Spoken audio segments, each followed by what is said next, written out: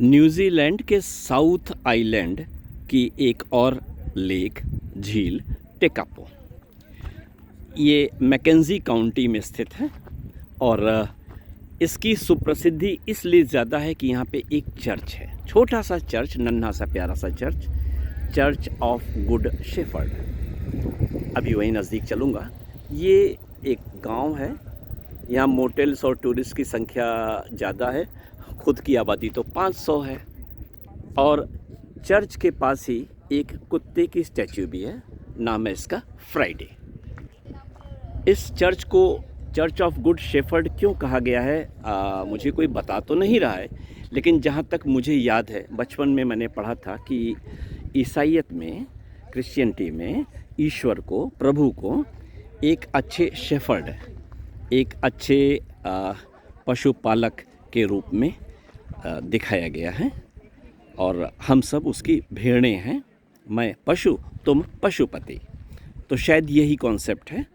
और एक अच्छे चरवाहे का, एक अच्छे शेफर्ड का काम बिना एक अच्छे सहायक कुत्ते के नहीं चलता।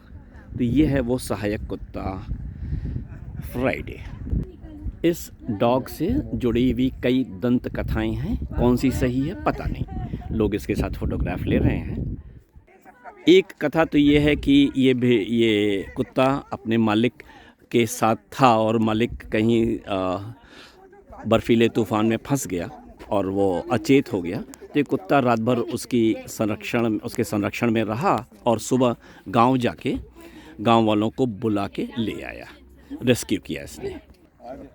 और एक दूसरा सामान्य प्रतीक है कि हर चरवाहे को एक ये डॉग तो चाहिए ही, और ये जो स्पेशल डॉग्स होते हैं वो करीब करीब 100 से 150 भेड़ों को कायदे से संभाल लेते हैं। तो यहाँ एक प्लेक लगा के ये बताया गया है कि 7 मार्च 1968 को this monument was erected by the run holders of the Mackenzie County and those who also appreciate the value of the coolie dog, without the help of which the grazing of mountain country would be impossible.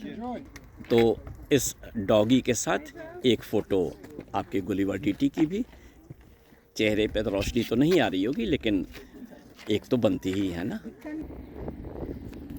Church of the good shepherd.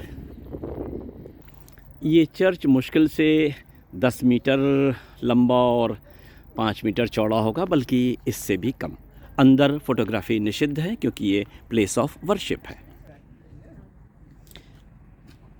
So this is a sheep district, so they were historically sheep farmers, so it's a nod to the fact that they were sheep farmers. And then it's called the Church of the Good Shepherd, because I don't know if you're familiar with the Bible at all. Yes, but I do. Yeah, so in the Bible, Jesus is the Good Shepherd. There's a story where he leaves the 99 sheep for the one, so wherever Yes. we are, God will obviously, like, he comes to find us, even if we're lost and we're far away. God always wants to be in relationship with us and find us, so it's a nod to that he is the Good Shepherd.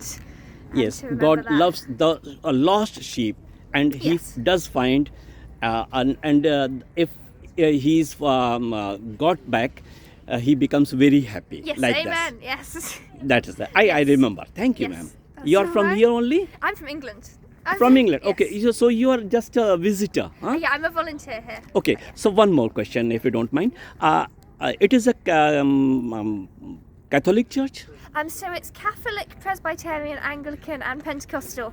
So all the churches came together to worship God together, Here, which is really here beautiful. it is It's got worship. the unified church. But in England, they are Protestants basically or Catholics? And there's both in England. Huh? Yeah, both Protestants. Protestant and Catholic. Okay, so Pope is not the head of the Protestants. No, the Okay. Pope's only the head of the Catholics. Thank you, Yeah. thank you, ma'am. Thank you. That's all right. तो मैंने अपना और आपका ज्ञान थोड़ा बढ़वा दिया। Mic तो मेरे ही पास रह गया था, उनकी आवाज़ उतनी साफ आपको शायद ना सुनाई पड़ी हो, लेकिन बात तो समझ में आ गई ना। तो चर्च की एक और परिक्रमा करते हुए लेक टेकापो के एक और दृश्य के साथ आपका प्यारा गाइड गुलिवर डीटी आपसे इस चर्च से ब्लेसिंग्स की प्रार्थना करता है।